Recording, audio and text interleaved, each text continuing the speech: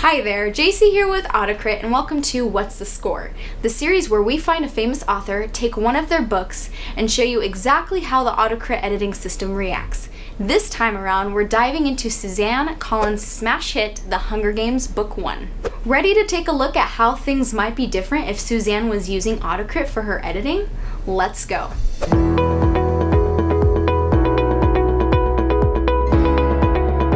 It's no secret to our users that AutoCrit is an extremely powerful editing platform, stuffed to the gills with helpful reports and feedback mechanisms to help your novel shine. But sometimes it can be a little mystifying too. As easy as AutoCrit is to use, you might find yourself struggling to decide which actions would have the biggest impact on your manuscript, or what kind of summary score you should be aiming for.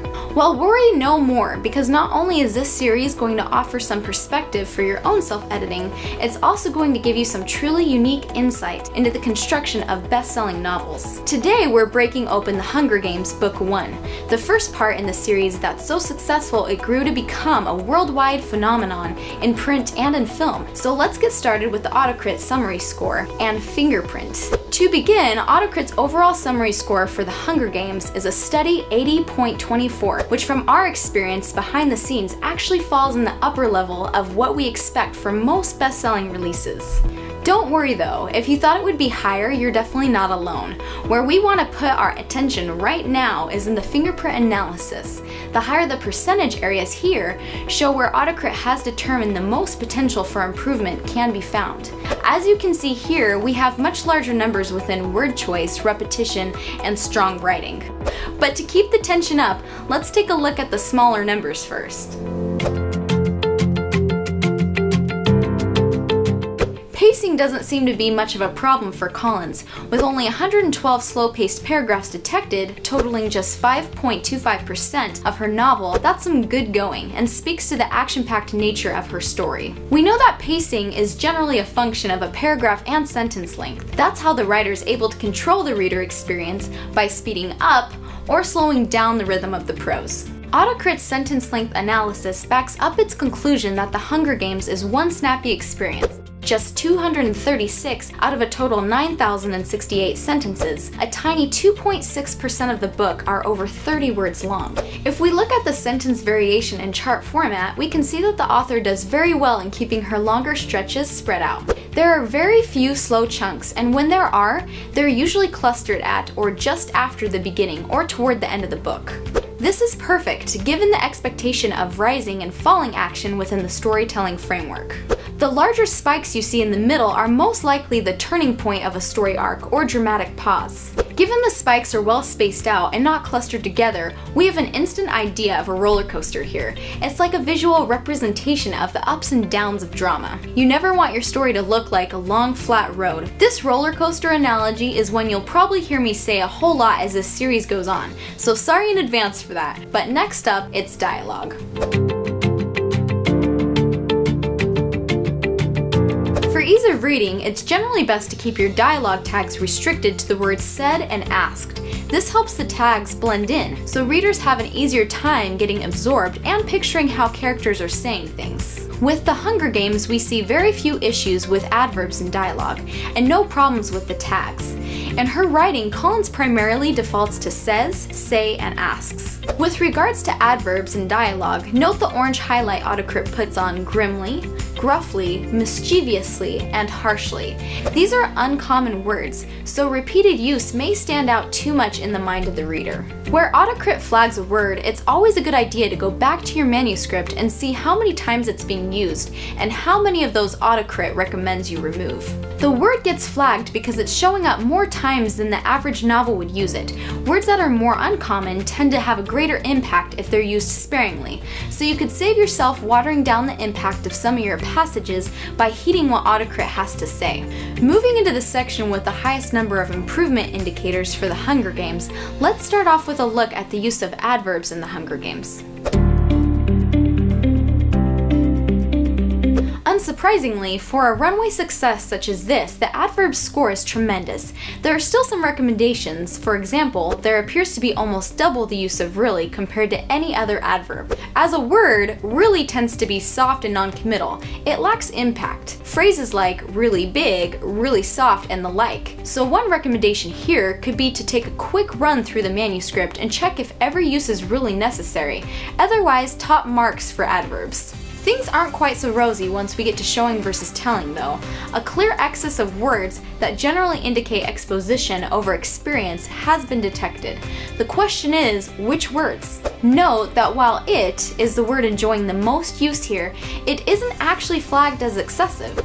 That's because AutoCrit is well aware that this is a common functional word, but attention could be paid to the others: know, get, see, hear, and feel in particular. Why do these words get flagged? Well, they're indicative of the author telling something outright, summarizing instead of letting the reader experience the action or emotions. Think, for example, of feel. The narrator could say, "I feel angry," or "I feel something tug on my leg," but neither of these actually show the reader what's happening. By describing how the character demonstrates their anger, or how exactly the tugging sensation feels, the writer can make things much more involving. With the showing versus telling report, it would be very easy to swing by these highlighted words in the manuscript and think about whether they're legitimate or causing a reduction in reader experience. Given the first-person narrative of the Hunger Games, chances are the majority of flagged words will indeed be necessary to the prose, but it's certainly worth some investigation. Next, we move on to the problem most worthy of our attention so far in the Hunger Games: unnecessary filler words. Surprisingly, that isn't actually flagged. We all know it's one of the most commonly overused words, but Collins appears to have nailed it here.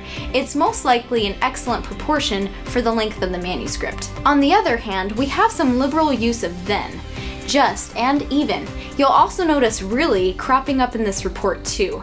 That's a clear indicator that the manuscript might be improved by getting rid of some instances of that.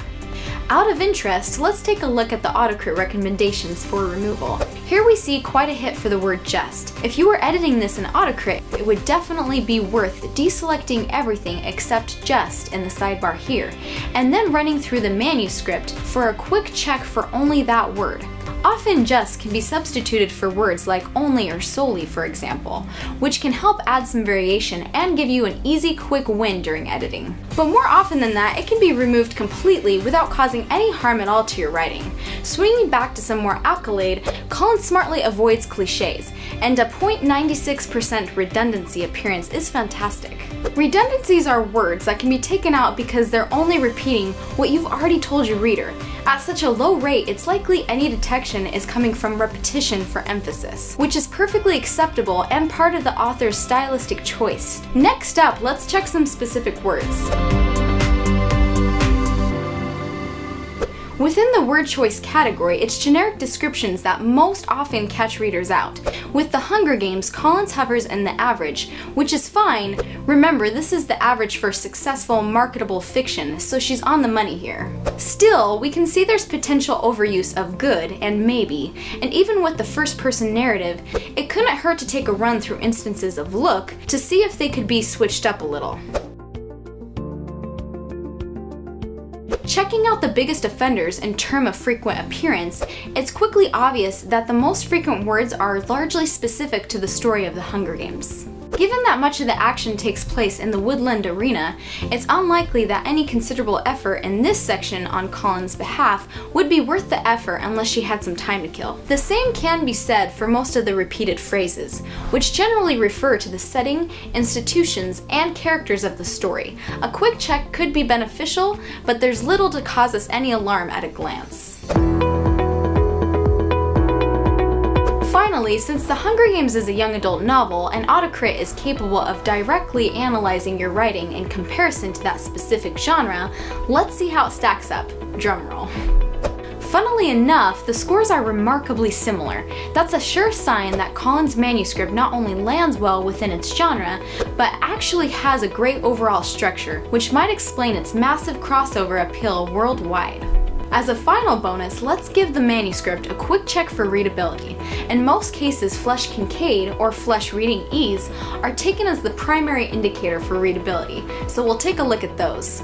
And The Hunger Games comes out with a flesh reading ease score of 83.